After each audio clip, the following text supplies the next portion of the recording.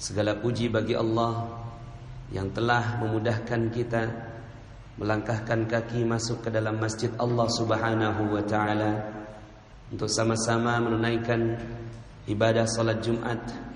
Semoga kehadiran kita di masjid ini meninggalkan seluruh aktivitas kehidupan dunia kita menjadi doa dan harapan agar Allah Subhanahu wa ta'ala menetapkan kita dalam keadaan yang demikian sampai dimatikan dalam keadaan husnul khatimah. Amin ya rabbal alamin. Salawat dan salam semoga terlimpah dan tercurah kepada junjungan kita Nabi besar Muhammad sallallahu alaihi wasallam beserta para keluarga, para sahabat dan para pengikutnya hingga yaumil akhir. Ma'asyiral muslimin, sidang Jumat yang dirahmati Allah. Ada satu peristiwa dalam sejarah Rasulullah sallallahu alaihi wasallam yang kisahnya begitu dahsyat. Karena rahasia yang tersembunyi dari kejadian ini tidak bisa dipahami bahkan oleh sahabat utama sekalipun.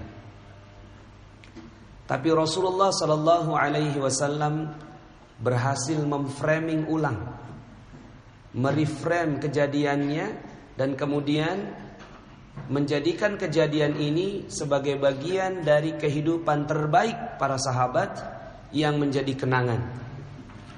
Bahkan Allah Subhanahu wa ta'ala mengabadikan kejadian ini di dalam Al-Quran dalam surat At-Taubah ayat 25. A'udzu billahi minasyaitonir rajim. Laqad nasarakumullahu fi mawatin katsiratin wa yauma Hunain.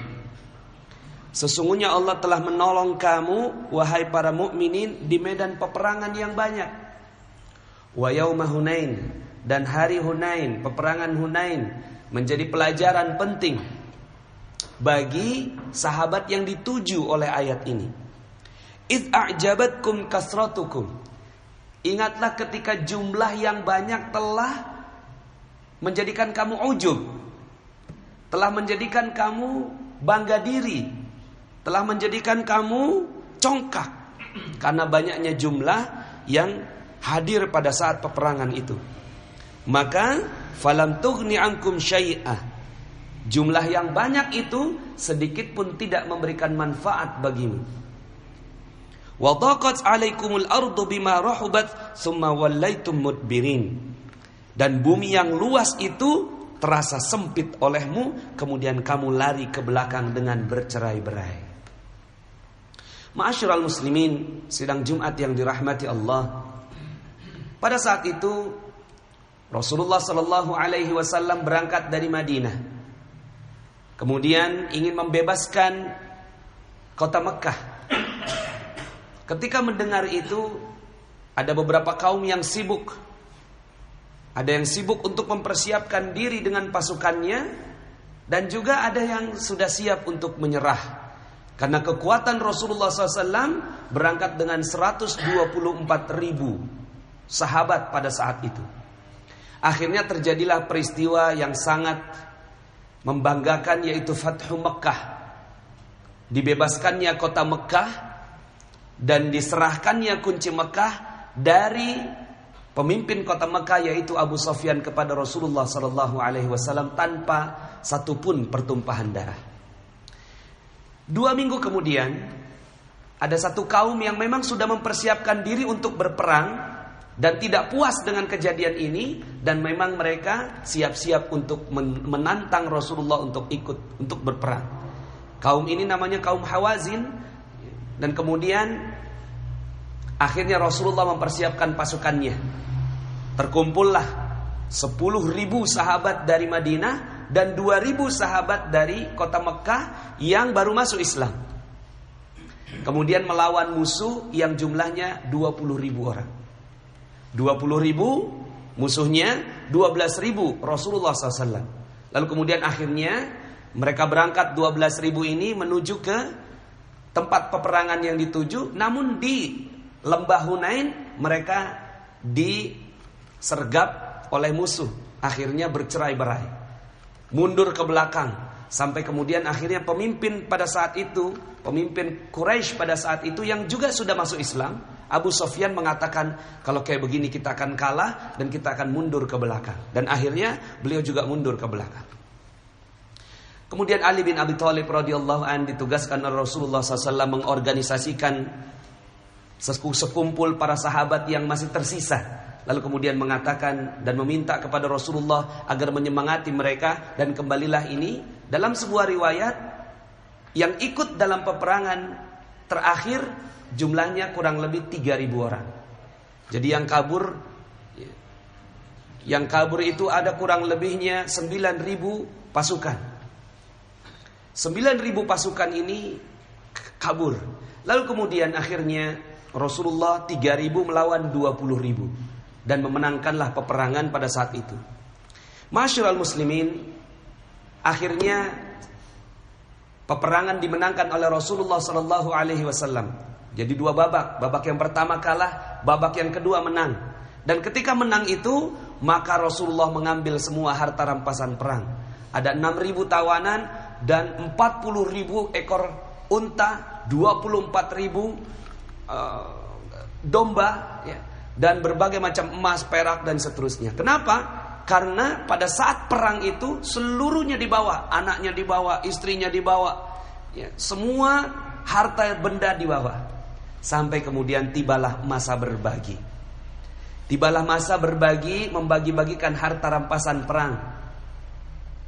Logika manusia berpikir bahwa 3.000 yang menolong Rasulullah di akhir ini yang paling pantas untuk mendapatkan harta rampasan perang. Tapi ternyata kejadiannya berbalik. Rasulullah memberikan harta rampasan perang ini kepada yang 9.000 yang kabur.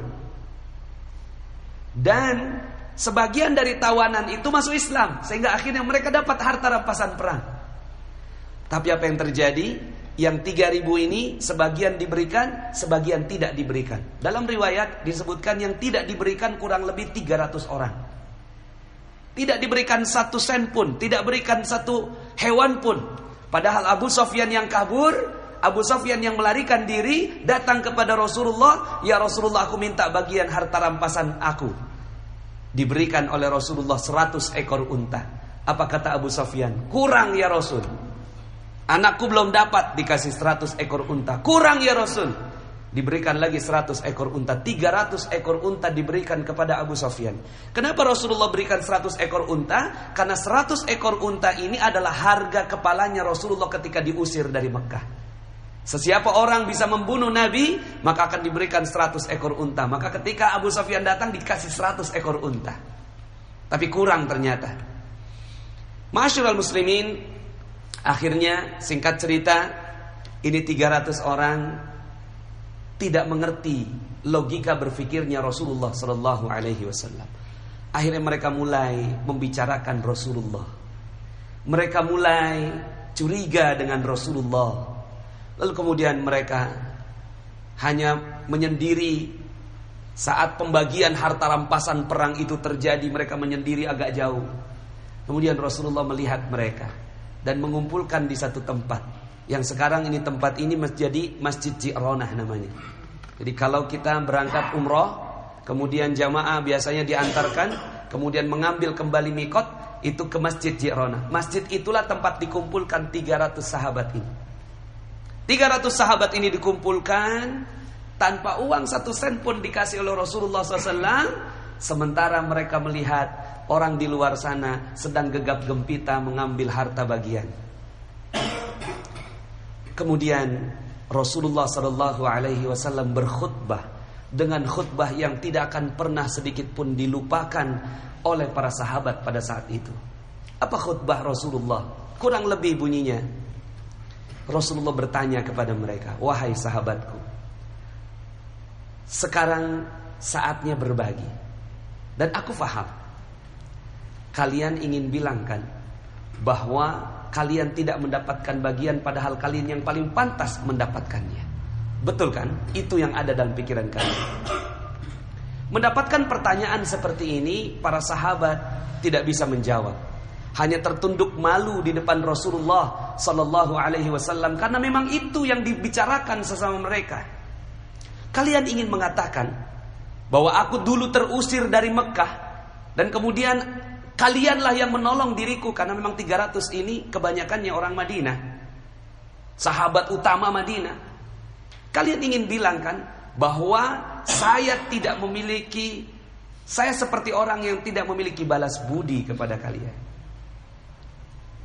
Sahabat semuanya, bahkan ada sebagian yang menangis karena merasa bahwa Rasulullah Sallallahu Alaihi Wasallam seperti menusuk jantung mereka. Kemudian kalian akan bilang kan bahwa kalian yang lebih pantas untuk mendapatkan harta rampasan perang ini karena kalian yang berperang sampai akhir. Begitu kan kalian yang ingin kalian katakan kepada aku? Semuanya terdiam. Lalu kemudian Rasulullah SAW memframe ini dengan indah. Memframe kejadian ini dengan indah, sesuatu yang tidak bisa diterima di logika, tapi kemudian akhirnya para sahabat pulang dengan bahagia. Apa kata Rasulullah Sallallahu Alaihi Wasallam? Sungguh wahai para sahabatku, Muhammad tidak pernah mengingkari janjinya. Yang aku ajak kalian bukanlah untuk mendapatkan harta dunia. Aku ingin mengajak kalian kepada syurga. Aku ingin mengajak kalian kepada keridhaan Allah Subhanahu wa taala. Sementara mereka yang ada di luar itu orang yang sedang aku lunakkan hatinya agar mereka bisa memeluk Islam. Sekarang kalian pilih. Apakah kalian ingin kembali kepada zaman kalian, ingin berebut harta dunia dan sampah-sampah dunia itu, ataukah kalian akan tetap berada dalam kenikmatan iman seperti ini, yang aku akan tetap bersama dengan kalian menemani sampai ke Madinah, juga sampai ke surga Allah Subhanahu wa taala. Menangis para sahabat, menangis semuanya. Lalu kemudian akhirnya air mata menetes sampai membasahi jenggot-jenggot mereka. Lalu kemudian mereka memeluk Rasulullah satu-satu. Kemudian mulai mengatakan kepada Nabi, wahai Rasulullah, sungguh kami rela menerima apapun pembagian darimu. Kalaupun tidak ada pembagian bagi kami dan engkau ridha bahwa kami masuk ke dalam syurga dan kau doakan kami, maka itu cukup bagi kami. Akhirnya berhasillah Rasulullah Sallallahu Alaihi Wasallam menenangkan para sahabat ini dengan logika terbaik, dengan reframing terbaik, dan keduanya akhirnya bahagia. 300 orang ini pulang ke Madinah dengan bahagia karena mereka mendapatkan jaminan syurga dari Rasulullah Sallallahu Alaihi Wasallam. Dan sebagian besar yang mendapatkan harta rampasan perang itu juga bahagia karena mereka mendapatkan kebahagiaan dunia yang Rasulullah ingin melunakkan hati mereka. Dua-duanya bahagia, tapi kebahagiaannya berbeda. Kebahagiaan orang yang masih cinta dunia, maka Rasulullah berikan ini passing and leading. Berikutnya akan Rasulullah SAW bimbing mereka ke dalam Islam. Sementara orang yang sudah kuat imannya, sudah kuat, mungkin spiritual meternya sudah begitu tinggi, ke plus 6, plus 7, plus 8, mereka tidak mendapatkan harta bagian pun mereka siap, karena mereka memang mengejar ridha Allah Subhanahu wa ta'ala. Ma'asyiral muslimin, sidang Jumat yang dirahmati Allah, maka semoga kita mampu mengikuti cara Rasulullah Sallallahu Alaihi Wasallam dalam berdakwah. Tidak mudah memahami sehingga akhirnya ketika peninggalan Rasulullah Sallallahu Alaihi Wasallam terjadi konflik-konflik yang terjadi di antara para pengikut-pengikutnya Rasulullah Sallallahu Alaihi Wasallam sampai saat ini. Tentu dibutuhkan kebijaksanaan dan hati yang penuh harap kepada Allah Subhanahu wa ta'ala agar kita mendapatkan rezeki yang terbaik. Karena rezeki ada dua jenis, rizqul asghar, rizqul akbar. Rizqul asghar ini rezeki yang kecil berupa kehidupan dunia, itu juga rezeki. Dan Allah Subhanahu wa ta'ala akan berikan rezeki. Tapi ada juga rizqul akbar, rezeki yang besar yang Allah Subhanahu wa ta'ala akan berikan berupa syurga dan keridhaannya. Mudah-mudahan kita sampai pada derajat orang-orang yang menikmati rizqul akbar. Mudah-mudahan Allah Subhanahu wa ta'ala mematikan kita dalam keadaan husnul khatimah, masuk ke dalam syurga Allah Subhanahu wa taala dan berkumpul bersama dengan Rasulullah sallallahu alaihi wasallam. Barakallahu li wa lakum fil Qur'anil azim. Wa nafa'ni wa iyyakum bima fihi minal ayati wadh-dhikril hakim. Fataqabbal minni wa minkum tilawatahu innahu huwal ghafurur rahim. Fastaghfiruhu faya fawzal mustaghfirin wa ya najatat taibin. Alhamdulillahilladzi arsala rasulahu bil huda wa dinil haqq liyudhhirahu 'ala ad-din kullih wa kafaa billahi shahida. Asyhadu an la ilaha illallah wa asyhadu anna Muhammadan 'abduhu wa rasuluhu la nabiyya ba'dah. Allahumma salli wa sallim 'ala nabiyyina Muhammadin wa 'ala alihi wa sahbihi ajma'in.